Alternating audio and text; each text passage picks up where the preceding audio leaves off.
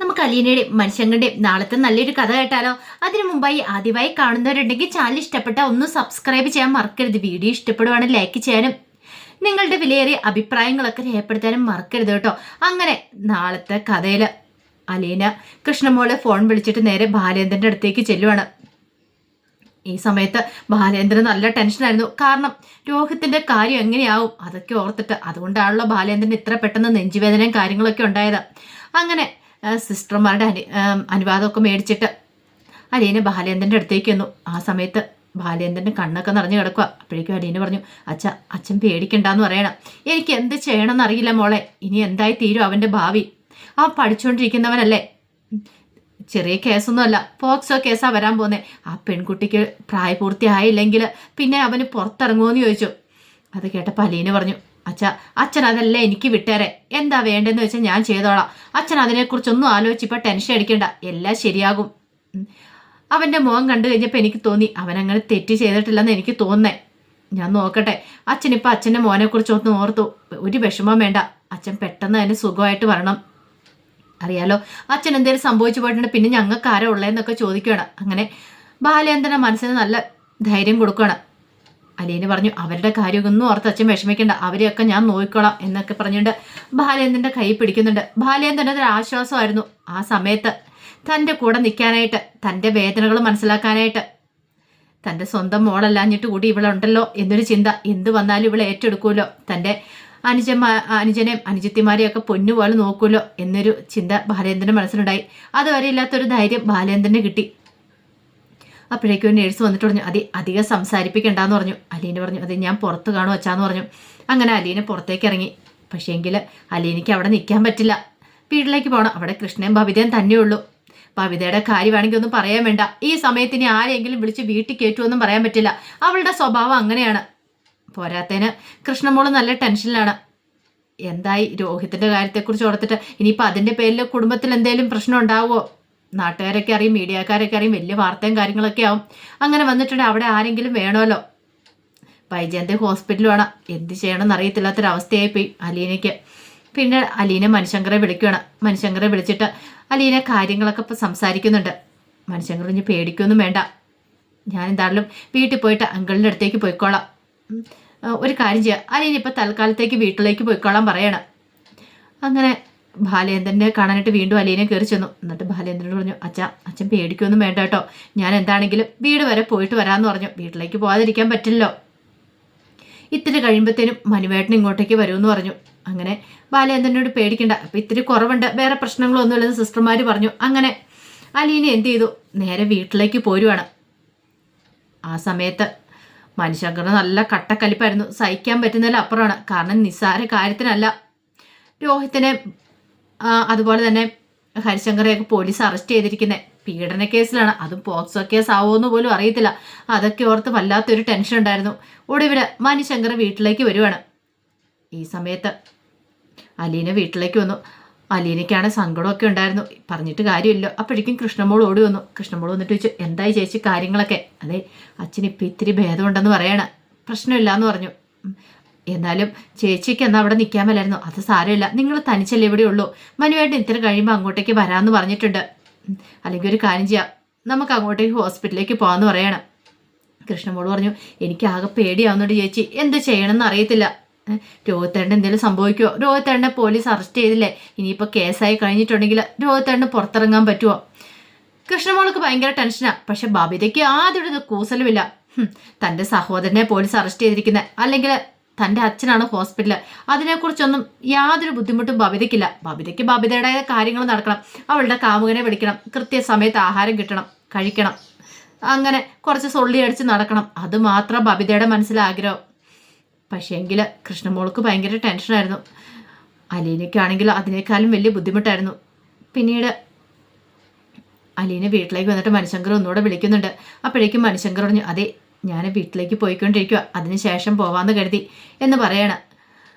ഈ സമയത്ത് അലീനയോട് എന്തായ കാര്യങ്ങളൊക്കെ, എനിക്ക് കൃത്യമായിട്ടുള്ള കാര്യങ്ങളൊന്നും അറിയത്തില്ല. അപ്പോഴേക്കും അലീന കാര്യങ്ങളൊക്കെ പറയണത്, ഇവിടെ വന്ന് പോലീസ് പറഞ്ഞ കാര്യങ്ങളൊക്കെ, ഇതേ മനുവേട്ട നിസ്സാര കാര്യമല്ലത്, പ്രായപൂർത്തിയാകാത്ത പെൺകുട്ടിയാണെങ്കിൽ ശരിക്കും അനുഭവിക്കുമെന്ന് പറയണം. ഇനിയിപ്പം നമുക്ക് എന്ത് ചെയ്യാൻ പറ്റും? എന്ത് ചെയ്യാനാ മനുവേട്ട? തെറ്റ് ചെയ്തിട്ടുണ്ടെങ്കിൽ അവർ ശിക്ഷിക്കപ്പെടണം. ശിക്ഷിക്കാതിരിക്കാൻ പറ്റില്ല. കാരണം പാവം പിടിച്ചൊരു പെൺകുട്ടിയെ മയക്കുമരുന്ന് കൊടുത്ത് അങ്ങനെ ആക്കി വെച്ച ഇതിനെല്ലാം പിന്നിൽ ഹരിയായിരിക്കും. അവൻ എനിക്ക് മയക്കുമരുന്ന് തന്ന് എന്നെ മയക്കി കിടത്തിയിട്ട് റേപ്പ് ചെയ്യാൻ ശ്രമിച്ചവരല്ലേ? അപ്പൊ പിന്നെ അവനായിരിക്കും ഇതിന് പിന്നിൽ. രോഹിത്തിനെ അവൻ കൊണ്ടപ്പെടുത്തിയതാന്ന് എനിക്ക് തോന്നുന്നത്. അല്ലാതെ രോഹിത് ഒരിക്കലും ഇങ്ങനെയൊന്നും ചെയ്യത്തില്ല എന്ന് പറഞ്ഞു. ഇത് കേട്ടപ്പം മനുഷ്യങ്ങളോട് ശരി വെക്ക്, ഞാൻ ചില കാര്യങ്ങളൊക്കെ തീരുമാനിച്ചിട്ടുണ്ടെന്ന് പറഞ്ഞുകൊണ്ട് നേരെ കമലയുടെ അടുത്തേക്ക് അങ്ങോട്ട് പോവാണ്. ആ സമയത്ത് ബബിത അലീനയുടെ സംസാരം കേട്ട് അങ്ങോട്ട് വരുന്നേ. ബബിത വന്നിട്ട് ചോദിച്ചു, നീ എന്തൊക്കെയാ വിളിച്ചു പറയണമെന്ന് ചോദിച്ചു. എന്ത്? അല്ല, രോഹിത് തെറ്റ് ചെയ്തിട്ടുണ്ടെന്നാണ് നീ പറയണേ. അത് കേട്ടപ്പോൾ അലീന പറഞ്ഞു, തെറ്റ് ചെയ്തിട്ടുണ്ടോയെന്ന് എനിക്കറിയില്ല, പക്ഷെ തെറ്റ് ചെയ്തിട്ടുണ്ടെങ്കിൽ ശിക്ഷിക്കപ്പെടണമെന്ന് പറയാണ്. അപ്പോഴേക്കും ബബിത പറഞ്ഞു, അല്ല നീ എന്താ രോഹിത്തിന് ഒറ്റ കൊടുക്കാൻ പോവാണോ? രോഹിത്തിനെതിരെ നിൽക്കുകയാണോ എന്ന് ചോദിച്ചു. അപ്പോഴേക്കും അലീന പറഞ്ഞു, അങ്ങനെ നിന്നോട് ആരാ പറഞ്ഞേ? അവൻ എൻ്റെ അനുജന. അവൻ തെറ്റ് ചെയ്തിട്ടില്ലെങ്കിൽ അവൻ എനിക്ക് രക്ഷിക്കണം. പക്ഷെ തെറ്റ് ചെയ്തിട്ടുണ്ടെങ്കിൽ അവൻ അതിനുള്ള ശിക്ഷ കിട്ടുമെന്ന് പറഞ്ഞു. പക്ഷെ ബബിതയ്ക്ക് ഒട്ടും അതും കൂടി ഇഷ്ടപ്പെട്ടില്ല. ആ സമയം അലീന പറഞ്ഞു, ബബിതേ, ഈ സമയത്ത് കുടുംബത്തിലുള്ള എല്ലാവരും ഒത്തൊരുമയോടെ മുന്നോട്ട് പോവുക ചെയ്യണ്ടേ? അങ്ങോട്ടും ഇങ്ങോട്ടും പരസ്പരം കരിവാരി തേച്ചിട്ടൊന്നും ഒരു കാര്യമില്ല. രോഗത്തിന് എന്തെങ്കിലും സംഭവിച്ചിട്ടുണ്ടെങ്കിൽ അറിയാലോ. അച്ഛനും അമ്മയ്ക്കും ഒക്കെ സഹിക്കാൻ പറ്റുന്ന കാര്യമാണോ? അത് കേട്ടപ്പോൾ ബബിത പറഞ്ഞു, അവൻ തെറ്റ് ചെയ്തിട്ടുണ്ടെന്ന് എന്താണ് ഞാൻ വിശ്വസിക്കില്ല. പിന്നെ ആ ഹരിശങ്കറിന്റെ കൂടെ ചേർന്നിട്ട് അവനായിരിക്കും ഇതിൻ്റെയൊക്കെ പിന്നിൽ. അപ്പൊ ഹരിയോട് ബബിതയ്ക്കൊരു ദേഷ്യം കാര്യങ്ങളൊക്കെ ഉണ്ടല്ലോ. ആ സമയം അലീന പറഞ്ഞു, എന്ത് തന്നെയാണല്ലോ ശരി, അവൻ തെറ്റ് ചെയ്തിട്ടില്ലെങ്കിൽ അവനെ രക്ഷിക്കാനുള്ള കാര്യങ്ങൾ എന്തെങ്കിലുമൊക്കെ നോക്കണമെന്ന് പറഞ്ഞു. പക്ഷേ ബബിതയ്ക്ക് ആ കാര്യത്തിൽ ഒരു വിശ്വാസം ഇല്ലായിരുന്നു രോഗത്തിനെ രക്ഷിക്കാൻ പറ്റുമെന്ന്. പക്ഷെ അലീന പറഞ്ഞു, എനിക്കെൻ്റെ സഹോദരനെ രക്ഷിച്ചല്ലേ മതിയാവത്തുള്ളൂ. ബബിതയ്ക്കൊരു പുച്ഛഭാവമായിരുന്നു അലീനയോട്. അതേ സമയത്ത് ഫോൺ വിളിച്ചു കഴിഞ്ഞിട്ട് മണിശങ്കർ നേരെ കമലയുടെ അടുത്തേക്ക് ചെല്ലുവാണ്. കമലയുടെ അടുത്ത് എന്നിട്ട് ചോദിച്ചു, സത്യം പറയാമേ, ഹരിശങ്കർ എന്തേലും അമ്മയോട് പറഞ്ഞായിരുന്നു ചോദിച്ചു. എന്ത്? എനിക്ക് അതിനെക്കുറിച്ചൊന്നും അറിയില്ലടാ. ആകെപ്പാടെ വിഷമത്തില. അവനെ പോലീസ് പിടിച്ചോണ്ട് പോയി കഴിഞ്ഞപ്പോൾ എന്ത് ചെയ്യണമെന്ന് പോലും എനിക്കറിയില്ല. ആഹാ, അപ്പം അമ്മയ്ക്കൊന്നും അറിയത്തില്ലല്ലേ? എടാ, എനിക്ക് എന്ത് ചെയ്യണമെന്ന് അറിയത്തില്ലാത്തതുകൊണ്ടല്ലേ ഞാൻ നിന്നെ വിളിച്ചത്. പെട്ടെന്ന് ഇങ്ങോട്ടേക്ക് വരാൻ പറഞ്ഞേ. അമ്മേ, മക്കളെ വളർത്തുമ്പോൾ നല്ല രീതിയിൽ തന്നെ വളർത്തണം. അമ്മയ്ക്കറിയായിരുന്നല്ലോ അവൻ്റെ പോക്ക് ശരിയല്ലെന്ന്. ഇതിനു മുമ്പ് പല പല പ്രശ്നങ്ങളും ഉണ്ടായിട്ടുള്ളതല്ലേ? എല്ലാത്തിനും കാരണം ആ രോഹിത്താണ്.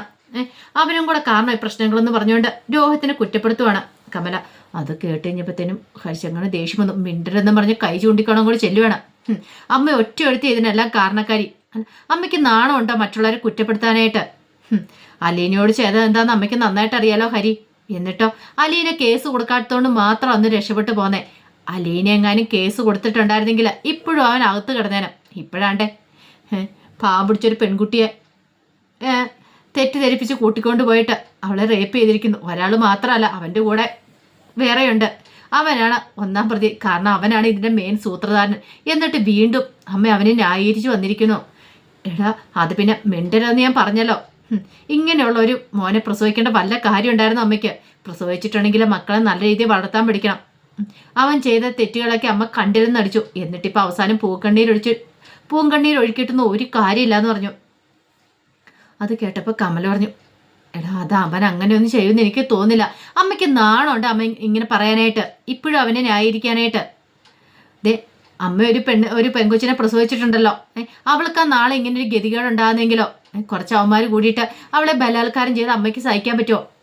ആങ്ങളെന്ന് പറഞ്ഞിരിക്കുന്ന എനിക്ക് സഹിക്കാൻ പറ്റുമോ? അപ്പൊ അതുപോലെ തന്നെ ഒരു പെൺകുട്ടിയല്ലേ അവള്. അത് എന്താ അമ്മ ചിന്തിക്കാത്തെ? അമ്മയുടെ ഭാഗം മാത്രം ന്യായീകരിക്കുന്നുള്ളൂ, അമ്മയുടെ മോന്റെ ഭാഗത്ത് അമ്മ നിൽക്കുന്നുള്ളൂ എന്നൊക്കെ പറഞ്ഞിട്ട് കുറെ ചീത്ത അങ്ങോട്ട് പറഞ്ഞു. അവസാനം പറഞ്ഞു, ഇനി അവനെ ഇറക്കാനായിട്ട് ഞാനോ അല്ലെങ്കിൽ ഈ വീട്ടിൽ നിന്ന് ആരോ പോകാനൊന്നും പോകുന്നില്ല. അവൻ തെറ്റ് ചെയ്തിട്ടുണ്ടെങ്കിൽ അതിനുള്ള ശിക്ഷ അവന് കിട്ടണം. ഇനി അവനെ പുറത്തിറക്കാനൊന്നും പോകുന്നില്ല എന്ന് പറയാണ്. അവനകത്ത് കിടക്കട്ടെ, അവൻ പഠിക്കാനുണ്ടെന്ന് പറഞ്ഞു. അപ്പോഴേക്കും കമല പറഞ്ഞു, എടാ, എൻ്റെ മോനെന്ന് മിണ്ടിപ്പോയേക്കരുത്. നാളെ തല ഉയർത്തി പിടിച്ച് അമ്മയ്ക്ക് പുറത്തിറങ്ങാൻ പറ്റുമോ? അമ്മ അറിയപ്പെടാൻ പോകുന്നത് പോക്സോ കേസിലെ പ്രതിയുടെ അമ്മയെന്ന് അറിയപ്പെടാൻ പോകുന്നത്. അമ്മയുടെ മുഖത്ത് ആൾക്കാർ കാർക്കിച്ച് തുപ്പും. എന്തിനാണെന്നറിയാവോ? ഇങ്ങനെ ഒരു മകനെ വളർത്തി വലുതാക്കി വിട്ടേന്. ഇതെല്ലാം പറഞ്ഞിട്ട് മണിശങ്കർ ദേഷ്യത്തോടെ ബാലേന്ദ്രൻ്റെ അടുത്തേക്ക് അങ്ങോട്ട് പോവാണ്. കമലയ്ക്ക് എന്ത് ചെയ്യണമെന്ന് അറിയില്ല. പിന്നീട് കമല ശിവശങ്കരനെ വിളിക്കുകയാണ്. ശിവശങ്കരനെ വിളിച്ച് കാര്യങ്ങൾ പറയാണ്. എല്ലാം കേട്ട് കഴിഞ്ഞപ്പോഴത്തേനും ശിവശങ്കരന് എന്ത് ചെയ്യണമെന്ന് അറിയത്തില്ല. പറഞ്ഞിട്ട് കാര്യമില്ല, മക്കളായി പോയില്ലേ. തെറ്റ് ചെയ്തിട്ടുണ്ടെങ്കിൽ അച്ഛനമ്മമാർക്ക് അവനെ ഉപേക്ഷിക്കാൻ പറ്റില്ല. എത്ര വലിയ തെറ്റ് ചെയ്താലും അവരെ രക്ഷിക്കാൻ ശ്രമിക്കുമല്ലോ. പക്ഷേങ്കിൽ ശിവശങ്കരൻ അറിയായിരുന്നു പെട്ടെന്നൊന്നും അങ്ങനെ തലയുരി പോരാൻ പറ്റുന്ന കേസല്ലത്. ഇത് പോക്സോ കേസ് ആയിട്ടുണ്ടെങ്കിൽ ഇനിയിപ്പോൾ എത്രയോ വർഷക്കാലം ജയിലിൽ കിടന്നാലാണ് എന്നൊരു ചിന്തയൊക്കെ ഉണ്ടാകുന്നുണ്ട്. അതേസമയത്ത് ബാലേന്ദ്രൻ ഇങ്ങനെ ആലോചിക്കുകയാണ്. ബാലേന്ദ്രൻ്റെ കണ്ണൊക്കെ നിറഞ്ഞു വന്നു. ബാലേന്ദ്രൻ വല്ലാത്തൊരു വീർപ്പൂട്ടിൽ വീണ്ടും ഉണ്ടാവുകയാണ്. ഓർത്തിട്ടും ബാലേന്ദ്രൻ്റെ മനസ്സിൽ ഒരു സൊല്യൂഷൻ ഉണ്ടാകുന്നില്ല. എന്ത് ചെയ്യണം, എങ്ങനെ മുന്നോട്ട് പോകണം എന്നറിയത്തില്ല. അത് വന്നു കഴിഞ്ഞപ്പോഴത്തേനും ബാലേന്ദ്രന് വീണ്ടും നെഞ്ചുവേദന കൂടുന്നുണ്ട്. ഇനി എന്തായി തീരുമെന്നൊന്നും അറിയത്തില്ല. ഒരുപക്ഷെ രോഹിത്തിനെ രക്ഷിക്കാനായിട്ട് അലീനയ്ക്ക് സാധിക്കുമെന്ന് അറിയത്തില്ല. രോഹിത്തിനെ രക്ഷിക്കാൻ പറ്റണമെങ്കിൽ അലീനയോട് രോഹിത്ത് മനസ്സ് തുറക്കണം. എങ്ങനെ എന്താ സംഭവിച്ചതെന്നൊക്കെ. അങ്ങനെയാണെങ്കിൽ മാത്രമേ രോഹിത്തിനെ രക്ഷിക്കാനായിട്ട് പറ്റുള്ളൂ. അല്ലെങ്കിൽ ആ പെങ്കൊച്ചിനെ പോയി അലീന ചിലപ്പോൾ കണ്ട് കാര്യങ്ങളൊക്കെ സംസാരിക്കും. അപ്പോൾ അതിൻ്റെ വിശേഷങ്ങളൊക്കെ നമ്മൾ കാണാൻ പോകുന്നത്. ആ വിശേഷങ്ങൾക്കായി നമുക്ക് എല്ലാവർക്കും കാത്തിരിക്കാം കേട്ടോ. ഒരിക്കൽ കൂടി എല്ലാവർക്കും ശുഭരാത്രി നേർന്നുകൊണ്ട് നിർത്തുന്നു. നന്ദി.